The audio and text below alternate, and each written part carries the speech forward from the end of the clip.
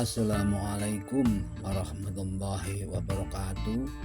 Jumpa lagi dengan channel Pak Didik. Kali ini mengupload video tentang set top box mati total. Dan berikut tayangannya. Pertama saya cari dulu kabel cas 2 buah yang untuk ke USB lo ya, seperti pada tayangan video ini. Kemudian saya kupas pembungkusnya, untuk saya ambil konektornya saja. Iris saja kabelnya hingga kelihatan pinnya dengan cara panaskan dengan solder agar terlihat kawat pinnya.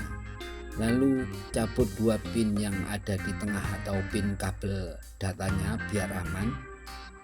Dan nanti gunakan kabel yang banyak serabutnya dan besar.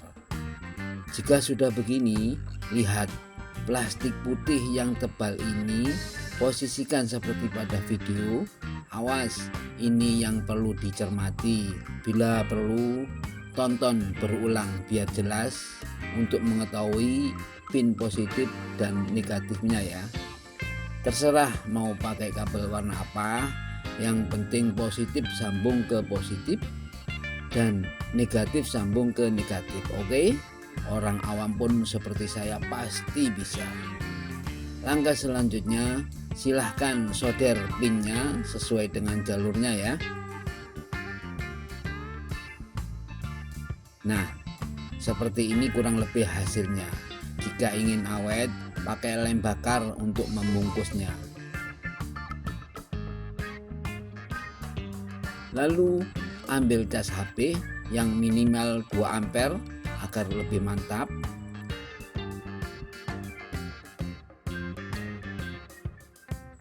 Kemudian masukkan konektor pada USB di set top box.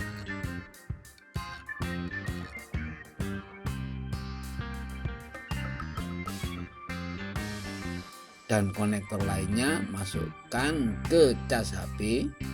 Untuk colokan STB ke listriknya sudah tidak berguna, dan ganti cas HP, colokkan ke listrik. Hidupkan TV-nya juga AV-nya. Selesai sudah.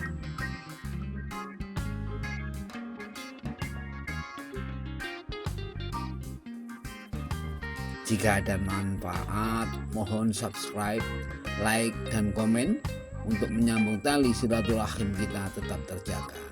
Akhiron, wassalamualaikum warahmatullahi wabarakatuh.